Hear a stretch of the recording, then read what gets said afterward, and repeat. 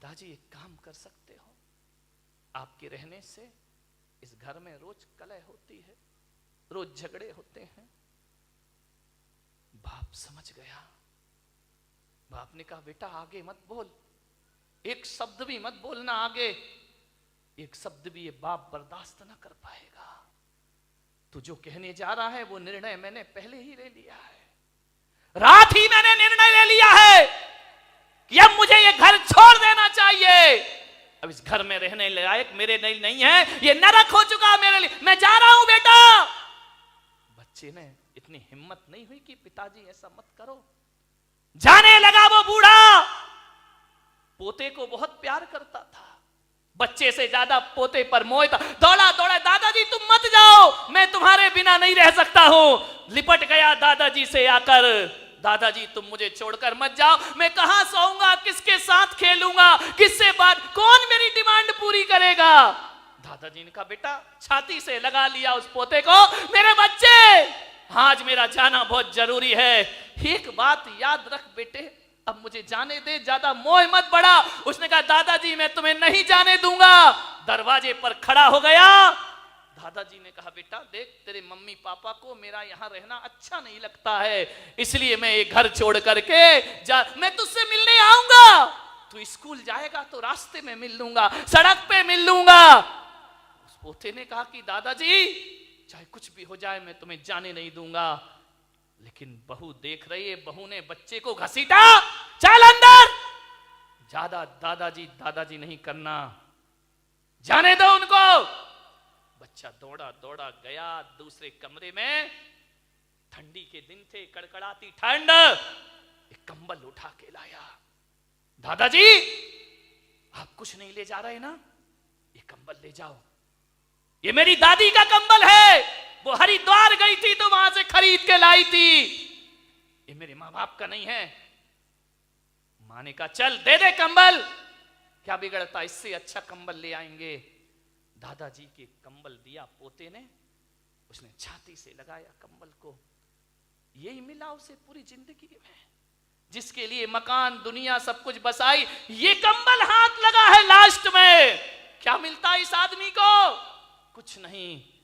कंबल ले जाने लगा, पोता आया, बोले ठहरो दादाजी, ऐसे मत जाओ, आप जा रहे हैं, आपने मकान अपने बच्चे को दे दिया, ये सारा पैसा बहू को दे, मुझे क्या दिया आपने।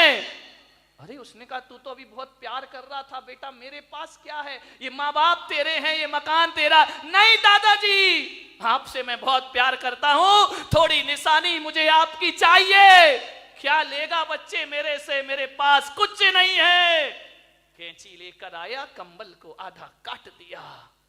मां ने कहा पागल, ये कंबल क्यों काटा है, ना तेरे काम का रहा ना दादाजी के काम का रहा, दो टुकड़े कर दिए। बोले मां मैं जानता हूं ये कंबल दादाजी के काम का तो नहीं रहा, लेकिन मेरे बहुत काम का है कंबल।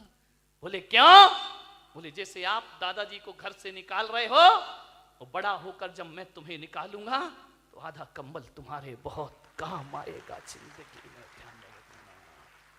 मान्यवर, उस बूढ़े बाप की आंखें डबडबा गईं।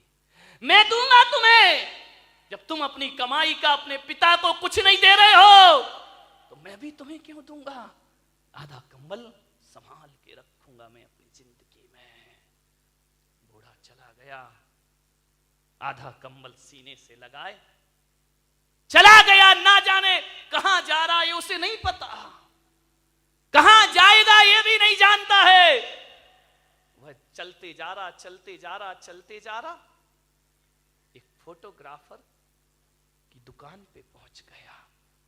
उसने देखा, ना जाने क्या सूझी बुढ़ापे में उसको, कंबल दबाए हुए सीढ़ियां चढ़ गया। फोटोग्राफर से बोला कि बेटा मेरी एक फोटो खींच सकता है। उसने कहा दादाजी को क्या हो गया, फोटो खींच दे। आंखों में कीचड़, टूटा हुआ चश्मा, फटा हुआ कंबल। उसने कहा दादाजी खींचूंगा मैं फोटो, आइए बैठिए। उसको बिठाया, फोटोग्राफर ने रुमाल से दादाजी का मुंह साफ किया। इतनी इतनी जोर से बूढ़े ने उसके हाथ पकड़े कि बेटा, जिसकी गंदगी बचपन में साफ की, उन बच्चों ने मेरा मुंह ना पोंछा। एक बात याद रखना बारामती वालों, ये कभी कभी जो प्यार अपनों से नहीं मिलता वो पड़ोस में प्राप्त हो जाया करता है। उसने कीचड़ पोंछा, चश्मा सही किया। दादाजी ये चश्मा टूटा है, ये तार निकला है इसका, सही क्यों नहीं किया? क्या करूं बेटा, जो कल तक आंखों के तारे थे उन्होंने चश्मे का तार नहीं सुधरवाया। मेरे फोटो निकाली। फोटो निकालने के बाद दादाजी ने अपने जेब में हाथ डाला, एक फटा पुराना 5 का नोट निकाला। बोले बेटा ये ले ले। उसने कहा नहीं पिताजी, दादाजी अब पैसे नहीं चाहिए मुझे, मैं आपकी फोटो जरूर बना कर दूंगा। बोले मेरे पास कुछ नहीं बेटा, केवल ये फटा 5 का नोट है, तू रख, तेरे बहुत काम आएगा। उसने कहा नहीं दादाजी मुझे नहीं चाहिए। बोले रख ले बेटा रख ले। बोले मुझे नहीं चाहिए। तो बूढ़े ने कहा अपनी नहीं तो मेरी खुशी के लिए रख ले। दादाजी आपको ये 5 रुपया देने में खुशी मिलेगी? उसने कहा लाओ मुझे दे दो। उसने 5 का नोट देखा, फटा सा था। आज वो 5 का नोट हजारों की गड्डियों के सामने भारी पड़ रहा था उस फोटोग्राफर को। उसने लिया 5 का नोट डाला। दादाजी ने कहा 2 दिन बाद मेरी फोटो दे देना मुझे। बोले ठीक है। 2 दिन बीते। 2 दिन बाद 2 लड़के पहुंचे फोटोग्राफर के पास। बोले भाई साहब 2 दिन पहले एक दादाजी ने यहां फोटो खिंचाई थी, वो फोटो हमें चाहिए। आप कौन है? हम उनके लड़के हैं।